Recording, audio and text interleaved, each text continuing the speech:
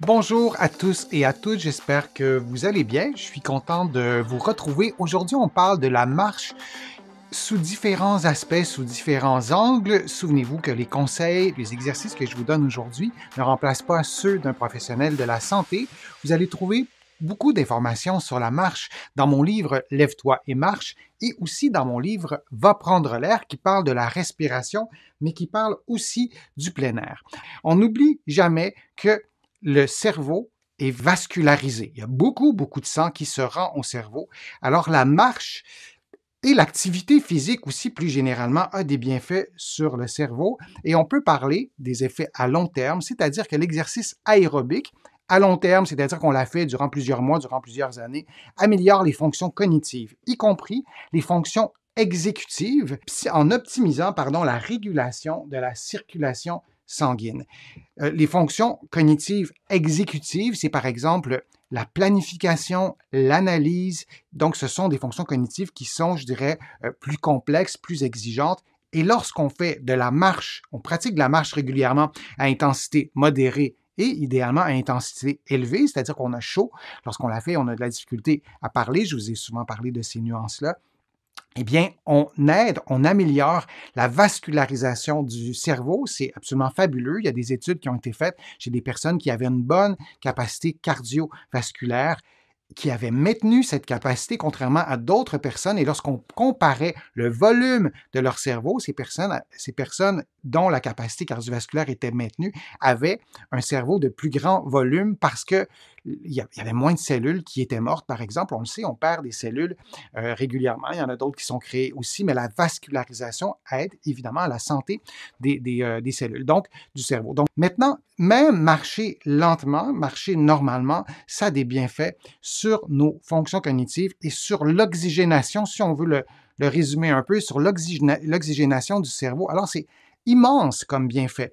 On parle souvent des pertes cognitives associées à l'avancée en âge, donc c'est lié au cerveau, mais disons haut et fort à quel point la marche permet de stimuler le cerveau et interdisons à nos décideurs publics de maintenir des personnes qui sont, par exemple, à mobilité réduite ou des personnes qui sont dans des EHPAD ou dans des CHSLD complètement immobilisées quand on sait à quel point la marche, le mouvement, mais entre autres la marche, pourrait avoir des bienfaits sur leur santé cérébrale et aussi d'autres aspects de leur santé. Donc, pour prendre soin de la santé de son cerveau, il y a vraiment une gamme de stratégies qu'on peut adopter. Il y a des stratégies sédentaires ou des stratégies passives, si vous préférez. Alors là, je vous ai mis des exemples. Il y a des jeux de cartes, des jeux de table, des mots croisés.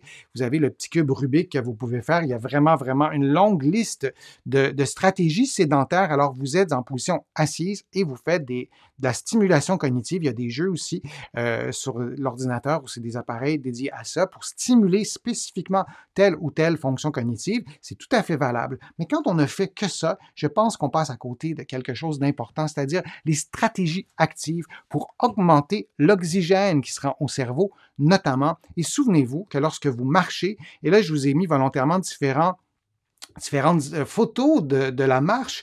On a de la marche en plein air, on a de la marche qui est plus sportive, mais on a aussi de la marche pour se rendre au travail et ça augmente non seulement l'oxygène au cerveau, mais il y a plein d'études qui ont démontré que lorsqu'on arrive à une certaine intensité, il y a des substances bioactives, des hormones, si vous préférez, l'équivalent des hormones, qui vont faire en sorte de stimuler des réactions anti-inflammatoires.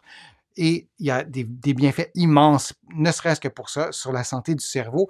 L'image du milieu, ou en tout cas la deuxième image en partant de la gauche, donc c'est une jeune femme qui marche à reculons. Et là aussi, la marche à reculons, ça a des bienfaits pour le cerveau.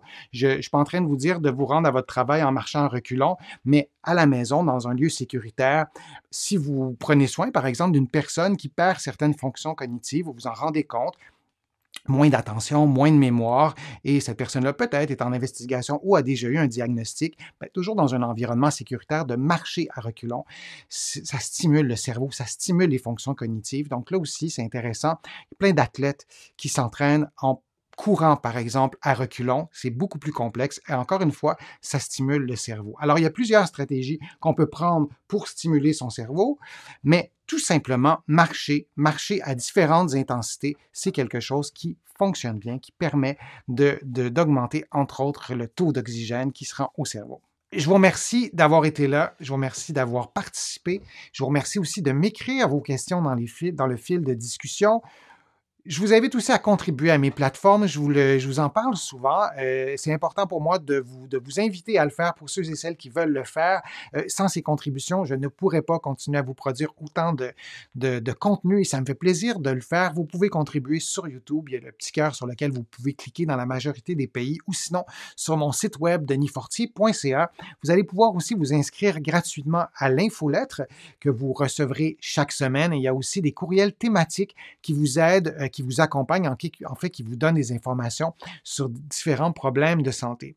Vous allez trouver aussi beaucoup d'informations sur la marche et sur d'autres sujets aussi dans mes livres que vous pouvez trouver partout en librairie au Canada, mais aussi de l'autre côté de l'Atlantique. Vous pouvez les trouver aussi sur le web et il y a des exercices, il y a des conseils, il y a des explications aussi. Alors, je vous remercie d'avoir été là.